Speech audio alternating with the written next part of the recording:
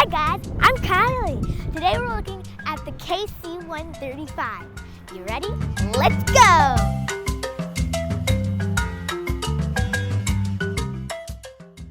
Hello. Hello. I'm Kylie. My name's Eric. How are you? Good. What do you do to take care of this plane? So I'm an aircraft mechanic. So everything from cleaning windows and adding gas to changing tires and adding oxygen. That sounds very cool. Where do you put all the oil in? And how much oil do you need to put in? So we have a couple of different kinds of oil. Right here is one of our engines. It holds 20 quarts of oil and we put it in through a port on the side. And then we also store oil upstairs for our auxiliary power unit, which is a small jet engine in the back that we use to help start the aircraft. How old is this airplane? This particular aircraft was built in 1962, but the first one was built in 1956. Is that older than my dad? Well, I'm not sure how old your dad is, but I would go out and guess that it is. He's 36. It is considerably older than your dad. Wow. Is it hard to fix this airplane? Depends what the job is, but overall I would say no. This aircraft was designed before computers, so really old.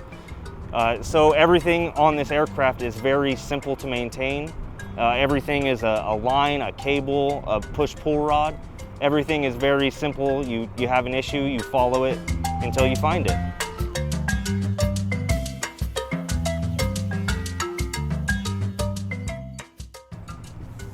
So this right here is called the air refueling boom. And what we do is while flying, we lower that.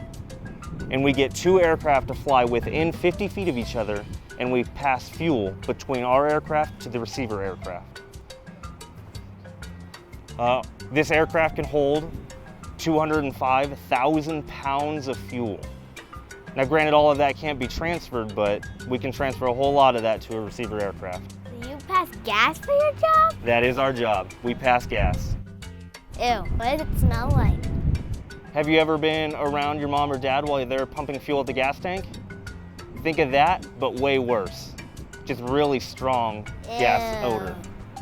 Yeah, I don't like that. How long is it? Like, what's the length? It is 138 feet, 10 inches. That's a long plane. How tall is it? 57 feet. How high can it go when it's flying? Our current service ceiling, that means how high we can fly, is approximately 45,000 feet. That is very high. That is very high. It's very cold up there. Does this plane carry people? It can. Our primary job, we typically only carry 3 people, but we can carry up to 57 people. Oh, cool. Does it do anything else besides that, pass gas? So we do have a couple of other special missions we can do. Again, like holding people, sometimes we hold an ambulance. Upstairs we have medics with us, and we can actually take injured people from all over the world and move them to where they need to go. And then we can act as a comm relay, and what that means is, let's say you have a soldier on the ground like your dad, we can take signals from one of his radios up into our aircraft and use our aircraft to send it over to his boss thousands of miles away. Wow, that's fascinating. Can I take the airplane apart to fix it when you need to fix it? Of course we can. So it depends what's broken. So we don't typically just take things apart for fun. So when something breaks, yes, we'll figure out what it is, and then we will remove any component that we need to, everything from an engine to the landing gear, to I've seen the entire tail section come off. Is your job hard? There's a lot of parts of my job that are very difficult, but my day-to-day inspecting is not very hard. It's just when you find something wrong that it becomes considerably more difficult. Thank you. Of course, have a good day. Hey guys, we're gonna go talk to the pilot now.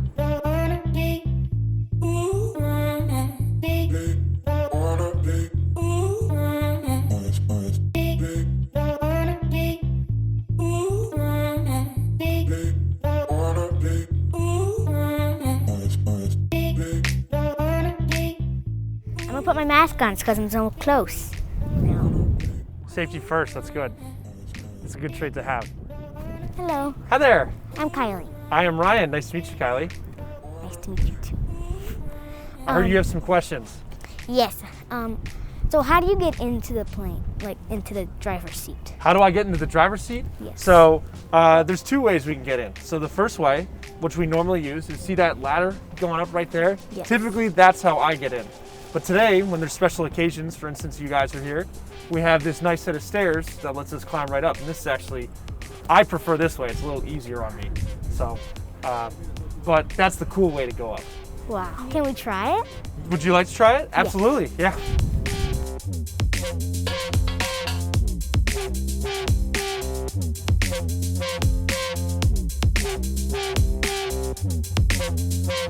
That is very cool.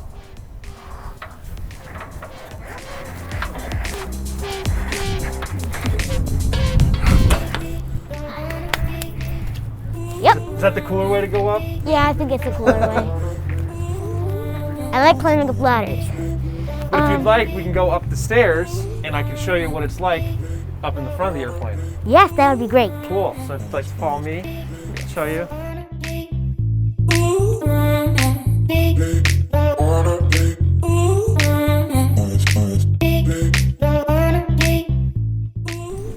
So do you have to get pilot's license like you have to do driver's license?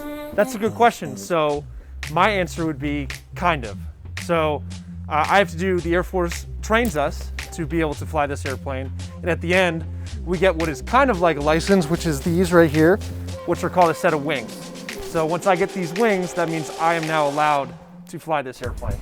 So do you have to do training classes to actually be able to fly the plane? I do, so I had to do training classes for almost a year and a half. And I got to fly not one, not two, not three, but 4 different types of airplanes before I finally got to the spot where I am now. So I flew smaller, and then a bigger airplane, and then a little bit bigger airplane to this one. This is like a huge airplane. This is a huge airplane. Yes, it's very big. So it's a little intimidating at first. And are these all wires? These are all wires. So these are wired, and there's fuel lines, and we have where our air is moved, like our air conditioning, and these are all running up and down. There's miles and miles and miles of wires and cables that control everything we do in the plane. Wow. Can we see your off? You can, it's actually right here. So if you want, you can sit in one of the seats. And I will sit in the seat that I sit in, which is this one. So this is what it looks like flying the airplane. So I sit right here, and the captain of the airplane, or the aircraft commander, as we call it, would sit right where you're sitting right now. I'm the commander now? You are indeed. So as you can see, there's a lot of buttons and there's a lot of things. Can we touch one? Let's see, let's find a good one. Okay. So you can spin these right here. This spins our weather radar. So our radar shows us if there's rain out in front of the airplane, and that's what that controls.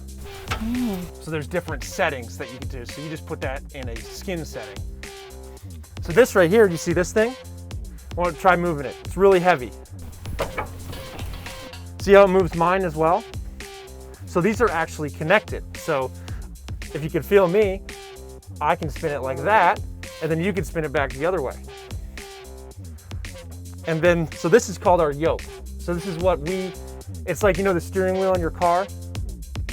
It's the same exact concept. So this is what flies and turns and moves the airplane. And then these things down here, you see these two big pedals? They look like pedals in a car. That's called our rudder pedals. So you see on this airplane over here, see on the tail how there's that big panel that's popping out? That's our rudder, and that's what these control. And it also controls the wheel, so that's how we steer when we're taxiing around the airport. Oh. What does this do? That is a light. So this light, when it illuminates, means that our battery is on. And obviously the battery isn't on right now, but if it was, this light would actually be on in orange. When we're flying, if you want to pull with me, if we pull back, what do you think that does to the airplane? I'm guessing it makes it go faster. Close, that's a good guess. So it actually makes us go up. So we fly up. So the way we like to think about it is if we pull this back, the trees get smaller. We get away from the trees. So what do you think if we push this forward, what happens? And what happens to the trees? the trees get bigger, which is not a good thing, right? We don't want to get closer to the trees. Now, if I do this, what do you think happens?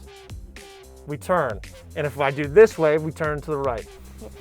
So what if you went down, but then you were so close and then you could just like go back up? Like. So if we were going down and we didn't want to, we could pull really hard.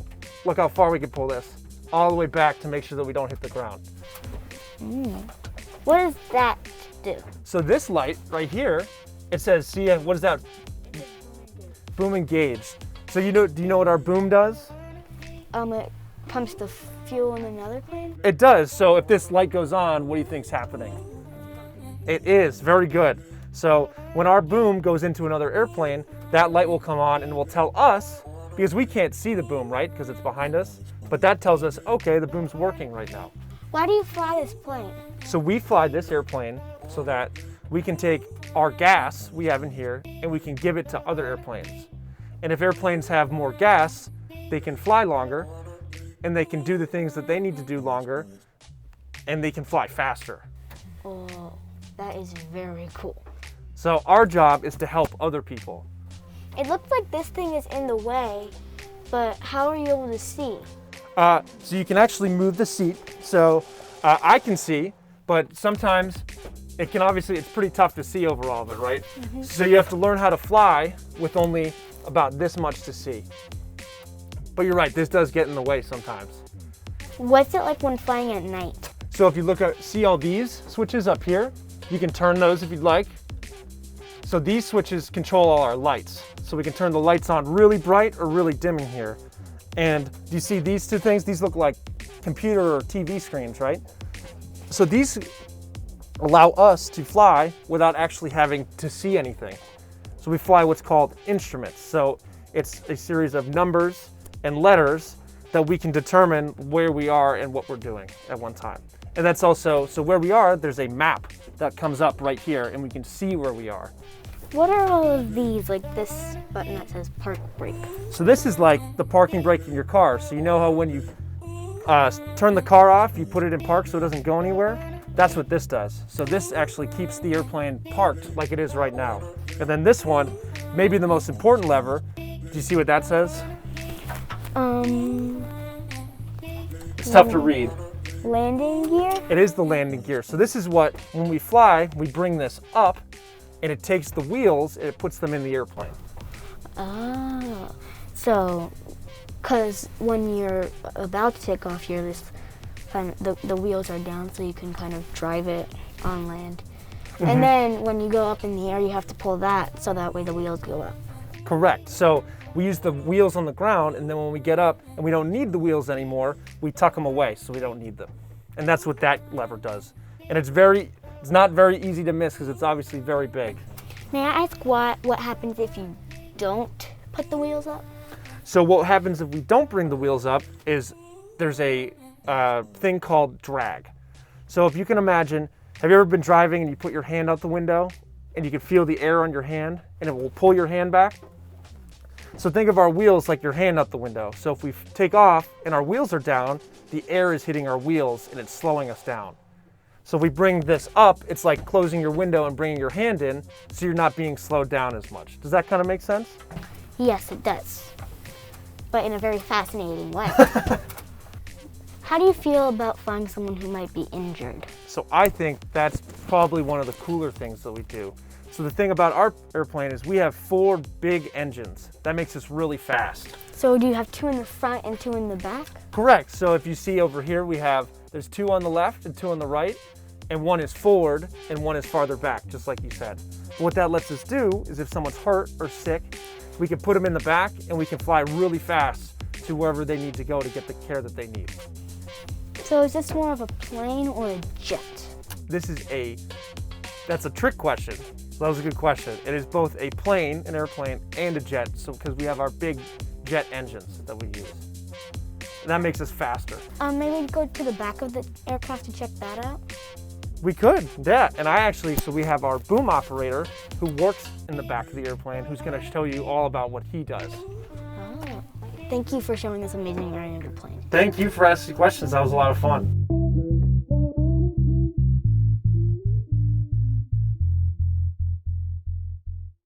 Now we're gonna talk to the boom operator. Hi, I'm Kylie. Hi, I'm Dalton. How are you?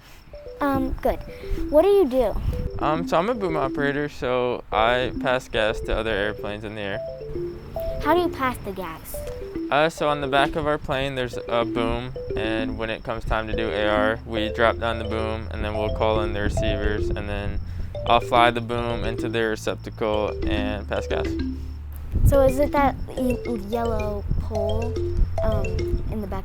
So it's not the yellow pole, but it's the boom next to it.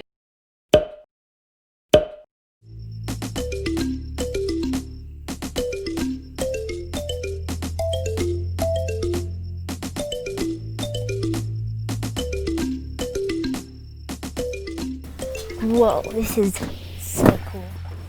Okay, so this is the boom pod. This is where we go when it's time to do air refueling. It's kind of hard to see. Actually you can't, which is unfortunate. But if we go on the outside, I can show you it when we're done. It'll literally stick off the tail of the airplane. So that's how you see when there's another one and then start pumping gas? So yep, this is the door right here. If we had hydraulics, we could pull this switch up and then the door would open and you guys would be able to see a lot better. But it's literally just this whole yellow door, you see it? It'll just come all the way up and then it's like kind of like a window you'd have at your home to just look outside. I can kind of show you some of the cooler, like if you look right here, these are like gauges, which helps us whenever we're doing air refueling. So we know where the airplane is so we don't make a mistake and end up injuring a lot of people or planes, stuff like that. Oh, how do you pump the gas? So all I do as a boom operator is if you look kind of right here, there's this little stick. You can move it, yep, and it will fly the boom on the outside. And then we use this one right here. If you push it forward, there's like a tube inside the boom that'll come out. And if you pull it back, it'll take the tube backwards. And then once we make contact with the airplane, we will tell the pilots up front to start pumping fuel to the other plane. Is your job scary? It really is, for at least, because we do training for a year, but definitely for like the first 6 months, it's pretty nerve-wracking. But the more you do it, the more comfortable you get. How do you talk to the pilot? So normally we would have a headset on, and then if you kind of look down here, do you see those two buttons? Yes. So anytime you want to talk to people in your plane, you push this top button, and then if you want to say you want to talk to the other plane out there, you'll push the bottom button, and then that lets them be able to hear you. Oh. So you can talk to the pilot in the other plane too? Yep, so it's pretty cool. When we're back here, whenever the other airplane is over there, we kind of have control of the radio. So the other pilots out there talk to us and we talk to them, and then we talk to our pilots to make sure they know what the other pilots are doing. Oh, that is so cool. So I see you have a mirror here, but what's the mirror for? So this mirror is, if you can I'll try and show you. You just use this mirror to reflect. Can you see the other mirror by any chance? There's actually a mirror right there, and then that allows us to just see, like say the airplane's like 2 miles out or something, we can't just see it from the window, so we can mess with this mirror up here and gives us a farther view of the other airplane. How much gas do you pump? So that question kind of depends on whatever airplane we're refueling, but if it's say like a smaller fighter jet, the ones that a lot of people care about because like they have missiles and stuff, and that's usually the cooler stuff, it's a lot less than say like just a big cargo jet that kind of just carries around passengers and cargo. So how much would a cargo jet need? Like maybe a C-17, we usually do up to 6,800 gallons of fuel per minute, which takes a lot more fuel than a car, or is a lot more fuel than it takes to fill up your car. Where do you get the gas in this airplane? So this airplane has 10 different fuel tanks, and there's 4 on the wings, and then there are about 3 kind of stretching up on the fuselage, and then you have like an aft body one all the way back here. So just pretty much, just to simplify it, is just on the wings and then all the way on the fuselage. That is very cool. Are other people down here too? So actually, that's a really good question. So the reason there's 3 seats is this is like the boom operator seat for whoever's doing AR. But when we're in training, where you're actually sitting is where like our instructors sit to make sure we're being safe and keeping everyone alive. And then over here is just kind of an extra seat, but can also be done for like an evaluator, someone who's like judging you on how well you're doing your job. So you get tested on your job? Yes, every 18 months we have to have like a test flight where like there's someone who's been doing the job a lot longer and knows, you know, everything about it, making sure that we're not being dangerous and keeping the aircraft safe. What if you get hungry or thirsty? How do you eat down here? So that's a really good question too. We bring food from like our home, where we go out and just kind of get fast food, and then we keep it. And then there's a microwave on a lot of jets that we can like heat up food during flight. This thing's pretty comfy. Do you ever come down here to take a nap? So actually we do, whenever, say we're on like a long flight and maybe there's another crew member or something, plenty of people come here. Like sometimes we'll take like a sleeping bag back here, like you're going on a camping trip, and then we'll just kind of lay it back here because it stays pretty warm, you know, decently warm, so definitely a good spot to camp. So it's like you're camping in a plane? Yes, a little bit like camping in a plane. And what does this right there do? This is the latch lever, so if you, there's a sticker, I don't know if there's one on the other side, no there's not, but if you came over here, it'll say unlatch and latch, and that allows us, when it's time to do air refueling, we just pull that lever forward and it allows the boom to drop from like, there's like a lock on it so that when we're flying, it doesn't just fly wherever. Hey, I've heard of tanker thirst. What does that mean? Okay, so tanker thirst is pretty much just being in the 135, which is this aircraft. There's a lot of people that, like, we support the mission, so, you know, fighter jets can't fly as far without our gas. So tanker thirst is just kind of the saying that people say because they need us in order to do what they need to do. So you're kind of a big deal. You could say so, yes. Okay, let's go check out the boom outside.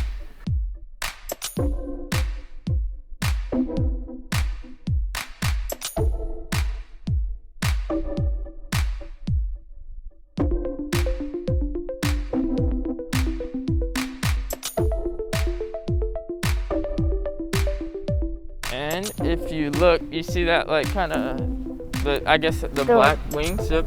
Yes. So that's kind of like the tip of the boom, but this whole little structure right here is like what we call the air refueling boom. And then if you also look, you see that kind of textured piece up there?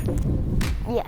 So that texture is what allows us, so back when this plane was first made, if we wanted to drop the boom, we had to be going a certain speed. So they figured out if they added that, it allows us to drop the boom down at any speed so we can fly as fast as we need to. And then also, if you just look at like the black wingtips up there, those are called the rotavators, which allow us to control the boom by that. Remember that stick I kind of showed you on your bottom left? That's what we control, and it allows us to fly the boom. And then if you really look up, I don't know if you'll be able to see it. Do you see those 2 light bulbs by any chance? Like what? They're on the tail. They're kind of hard to see right now. Yeah. Yep, but that's what we use for night air refueling. So that allows us to see the receivers when it's dark out. And that should be about it. Thank you. Thank you very much.